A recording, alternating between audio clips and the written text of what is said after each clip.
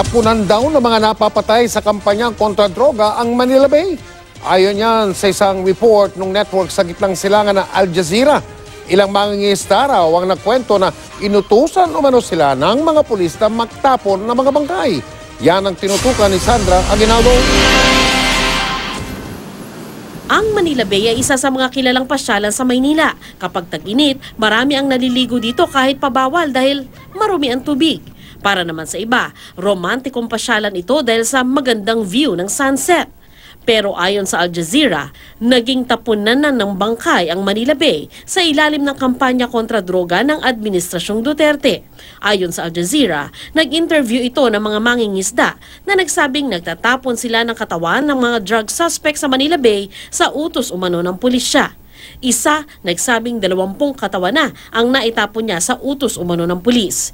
Hindi tinukoy sa artikulo kung sino at saan naka-assign ang tinutukoy na pulis. Pero ayon sa Manila Police District, base sa kanilang datos, 3 katawan lang ang na-recover sa Manila Bay noong 2016. 2 dito sa dagat mismo at ang isa ay sa baybayin.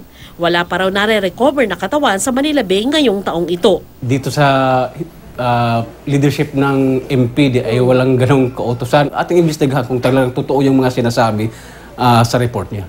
Minaliit din ang Malacanang report. Those are mere allegations. If there are no evidence to back that up, then that remains as hearsay. Pinuntahan ng GMA News ang Baseco compound kung saan naninirahan ang ilang mangingisda sa Manila Bay. Walang gustong humarap sa aming kamera pero ayon sa barangay, nung nakaraang taon, nakakuha sila ng chop-chop na katawan ng tao sa dagat. Pero sa tansya raw nila ay inanod lang ito mula sa Pasig River. Wala naman daw datos tungkol dito ang presintong ito sa Baseco bagamat hindi raw maitatangging problema pa rin ang droga. Kagabi nga, isang drug suspect ang arestado sa isang buy-bust operation. Nahulihan siya ng maliliit na pakete ng shabu na itinitingi sa halagang 150 pesos kada isa. Ang market niya, ma'am, is nasa mga driver ng truck sa Kapahinante.